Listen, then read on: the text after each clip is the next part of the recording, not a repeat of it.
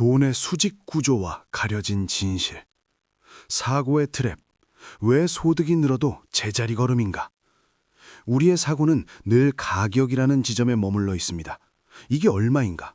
혹은 이번 달 월급이 얼마인가에만 집중하느라 그 가격이 결정되는 과정과 구조는 보지 못합니다. 월급 200만 원의 사고, 월세, 식비, 교통비를 빼고 나면 20에서 40만 원을 보며 돈이 너무 적다고 느낍니다. 해결책으로 투잡이나 이직을 통해 소득량을 늘리려 합니다. 월급 600만 원의 사고, 소득이 늘면 생활 수준도 올라갑니다. 서울권 거주, 품위 유지를 위한 의복, 차량 유지비 등이 추가됩니다.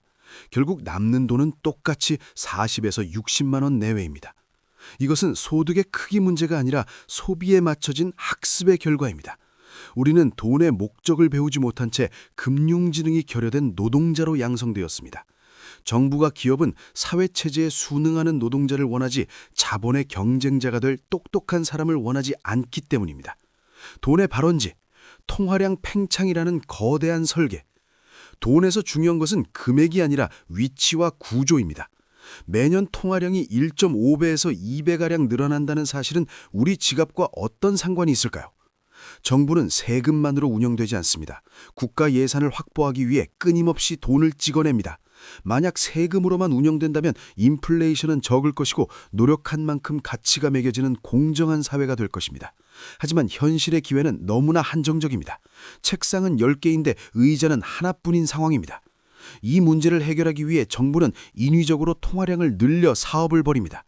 돈의 흐름, 정부 사업, 건설, AI, 인프라 등 해당 기업의 자금 유입, 고용 창출 및 산업 활성화, 숨겨진 본질. 이 막대한 자금은 사실 국가의 빚입니다. 이 빚이 기업으로 흘러들어가 일을 하며 덩치를 키웁니다. 인플레이션의 정체, 노동자에게 전가되는 국가의 빚, 정부와 기업이 쓴 빚, 즉 신용카드의 청구서는 결국 가장 밑바닥의 노동자에게 전달됩니다. 기업의 마진 확보, 원자재 값과 인건비가 오르면 기업은 생존을 위해 상품 가격을 올립니다. 노동자의 고립, 물가는 오르는데 월급, 인상폭은 이를 따라가지 못합니다. 소비자는 비싸진 가격을 그대로 수용할 수밖에 없습니다. 왜냐하면 생존에 필요한 물품의 주도권은 기업이 쥐고 있기 때문입니다. 구조적 모순, 정부가 낸 빚과 인플레이션 비용이 노동자의 고정된 소득과 높아진 소비 지출 사이에 교묘하게 포함되어 징수되는 꼴입니다. 우리가 아무리 능력이 있어도 삶이 나아지지 않는 이유는 우리의 삶을 오직 고용시장에만 내다 팔아 생존하기 때문입니다. 전략적 반격, 구조를 깨는 금융지능. 이 수직 구조에서 권리를 지키기 위해서는 사회 경제를 순진하게 따르기만 해서는 안 됩니다. 집단적 소비 통제, 중산층과 서민이 단결하여 불필요한 소비율을 줄여야 합니다. 소비가 줄면 기업은 정부에게 받은 빚을 스스로 감당해야 하는 압박을 느끼게 되고 이는 물가 하락, 즉 디플레이션으로 이어져 노동자의 생활권이 개선되는 인고의 시간을 만들어냅니다. 자본 성장의 추구, 노동소득에만 매몰되지 않고 비즈니스적 사고를 통해 자산을 불려야 합니다. 자본의 성장을 통해 사회적 영향력을 가진 사람들이 많아질 때 비로소 일자리의 질도 개선될 수 있습니다. 영화적 직관, 시스템을 시각화하다. 장면 1. 거대한 파이프라인의 입구와 출구. 중앙은행이라는 거대한 댐에서 황금빛 물, 즉 통화량이 쏟아집니다. 댐 바로 밑에 있는 대기업들은 큰 양동이로 그 물을 마음껏 받아 사업을 벌입니다. 물이 아래로 흘러갈수록 오염되고 양은 줄어듭니다. 가장 밑바닥에 있는 노동자들은 겨우 몇 방울 떨어지는 물을 받기 위해 서로를 밀쳐내며 하루를 보냅니다. 장면 2. 보이지 않는 세금 계산서. 마트에서 물건을 사는 노동자의 영수증을 확대해봅니다.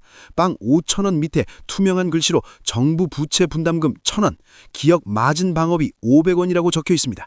노동자는 이것을 보지 못한 채 자신의 능력이 부족해서 돈이 모이지 않는다고 자책하며 다시 일터로 향합니다. 장면 3. 의자를 만드는 사람들. 의자 하나를 두고 싸우던 사람들이 갑자기 싸움을 멈춥니다. 그들은 소비를 줄이고 힘을 합쳐 스스로 의자를 만들기 시작합니다. 더 이상 정부가 던져주는 한정된 의자에 연연하지 않게 되자 수직 구조의 상단에 있던 자본가들이 당황하기 시작합니다. 결론, 당신의 사고를 재설계하라. 돈은 숫자가 아니라 시스템입니다. 당신이 월급 200만 원의 굴레에 갇혀 소비만 고민한다면 당신은 평생 타인의 빚을 대신 갚아주는 삶을 살게 됩니다. 돈의 구조를 이해하고 소비를 통제하며 자본의 성장을 도모하십시오. 그것이 고용시장에 팔려가는 삶을 멈추고 진정한 권리를 되찾는 유일한 길입니다.